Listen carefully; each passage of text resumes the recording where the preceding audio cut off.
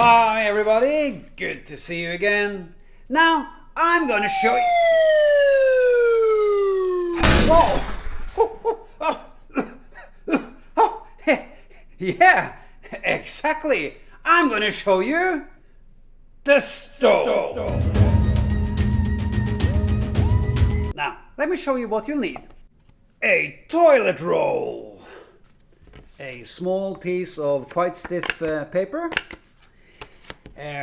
Some paints, and of course brushes, bit of glue, markers, a ruler, and yeah, a color pencil, yellow. Okay, let's get going. We'll start with the toilet roll, making a mouth for the stone. Measure 3 cm down from the top.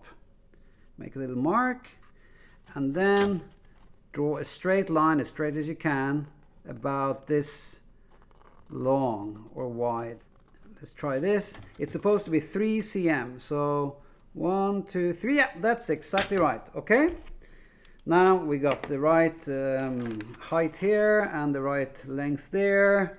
We can get the knife out and make a little cut. Now it's important that you cut safely, so keep your fingers at the far end of the toilet roll, far away from the blade. A nice little cut, very lightly and slowly. Don't rush yourself, make it safely. There. Then we do it again. So we don't try to cut all the way through in one cut. We cut nice and slowly at least 3 times. That's 2 times. And then maybe on the 3rd time we see if we can go through. Yeah, a bit there. Okay. The reason why I do it like this is because now you don't ruin the fragile cardboard, and also you control the cutting action so that the blade is under control and you won't cut yourself. Okay, so now we have the cut. We're going to open the mouth. So we push here in, and then put your finger in here, and then you can control it a bit from behind here as well with your big finger, like that. So to get, and then you squeeze a bit on the side so you get a perfect mouth. Look at that, a nice shape for the mouth, like that. Yeah, nice round curve for the mouth. There. Now we are gonna put the head on, the cap or the lid, whatever you want to call it. Then we use the stiff piece of paper, turn it upside down.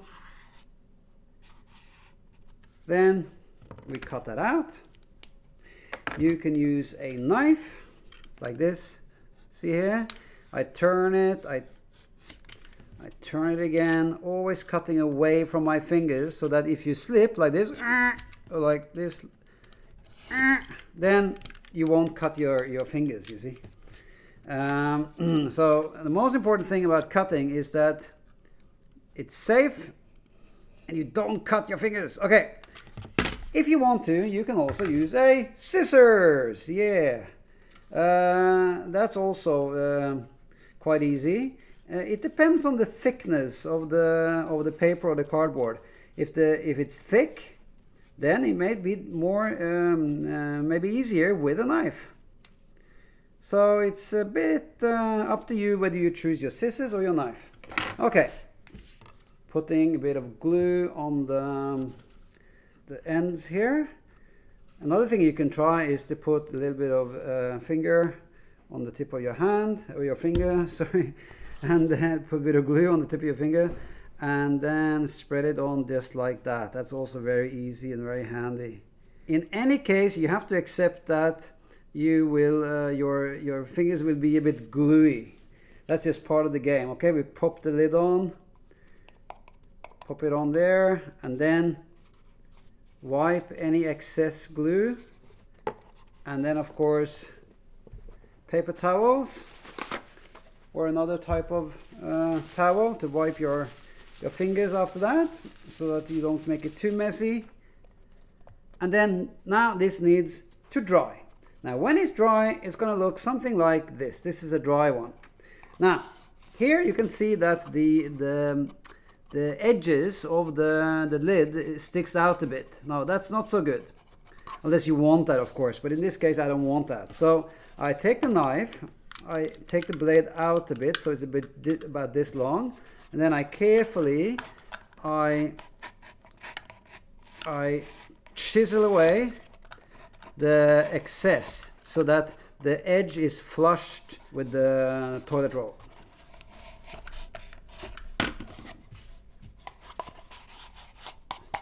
There. Now we are ready to paint it. And we're going to use, whoops, gray paint. Quite a light gray. It will dry darker, so I keep it quite light. Okay, so nice and slowly. Paint everywhere. Also the edges of the cardboard, like this. And when the paint dries, it dries hard as a layer of plastic. So the paint is not just to decorate your figure, it's also to make the cardboard stronger. It is advisable to paint this twice. That means you paint one layer, then you let it dry, and then you paint the next layer. Paint the top as well. Now over here I have a dry one that I made earlier, like this, and this one is painted twice, so you can see it's quite even, the gray color. Nice and solid. Okay, so put that over here so we can continue with the dry one. Okay, first we take red paint, a small brush like this, a little bit of paint on the very tip of the brush. Don't dip it too much, because when you do precision details, you don't want paint all over here, you just want it at the tip. Okay, then we paint the inside of the mouth. I don't paint all the way out. That means I leave some space for the lip. So now I'm painting the inside of the mouth of the stone. Make sure you don't get anything on the lips, because then it will look like the stone has lipstick on. That's no good. Ah, yeah. Look at me. Okay, I can touch that up later, no problems. Okay, this probably needs to be painted twice. So now I'm going to let it dry for a little while. In the meantime, I'm going to make the eyes. You take a piece of the paper that you just used and make two eyes. A bit angry, like this. Or maybe not angry, but just more determined, like this, you know. Determined, tough eyes, because he's a tough guy. There. Then, and notice that they're quite small, you know, they're smaller than my fingernail. Okay, color them up. Yellow. Yellow goes really well with the gray color of the superhero's body. Now let's cut them out. Nice and careful. You know, when you're cutting really small things like this, do it nice and slowly. You know, you don't want to cut yourself. Careful with your fingers. Okay, so we got the eyes. We can now stick them on. A bit of glue, a little bit on the tip of the finger. One eye.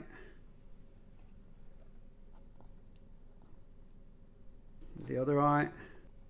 Then of course you can move them wherever you want. You can move them down a bit, up a bit, closer together, whatever you fancy.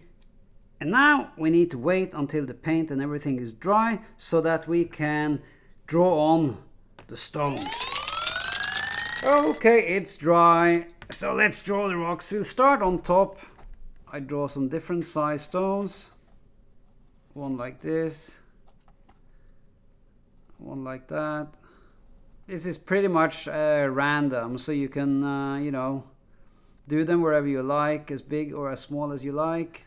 and make sure they connect. So if you have a little stone here, try to, you know, continue it up this way so that it all makes sense. They're all connected like that. Basically, we now continue all around the whole figure with different stones. And then try a little line around the mouth like that. Yeah, that kind of defines the mouth so that the expression in his face is kind of right. Ah, big stone. Ah, small stone. Even smaller. Big one. So basically, the stone is made up from stones. His whole body is just stone. And, you know, he's hard as stone and he can sort of crush everything. He's super strong, super tough as stone, and quite heavy. Yeah, he probably weighs about, you know, 3 tons. Although he's the size of slightly bigger than a normal man. I mean, a bit bigger than a normal man, but not that big. He's just really hard and tough and heavy.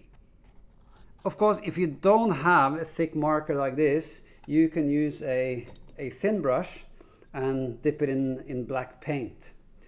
That's no problem. So there are different ways of doing this, of course, if you don't have exactly the type of equipment that I have. There. He's done. Oopsie doopsie. Hey, now we got 2. Oh, hey, oh.